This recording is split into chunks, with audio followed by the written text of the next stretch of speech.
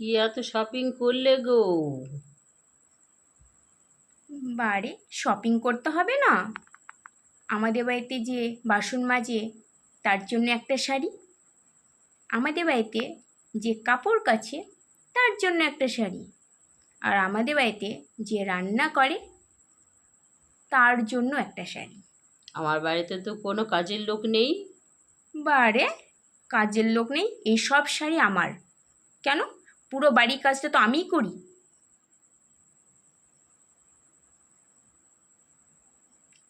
হ্যাঁ,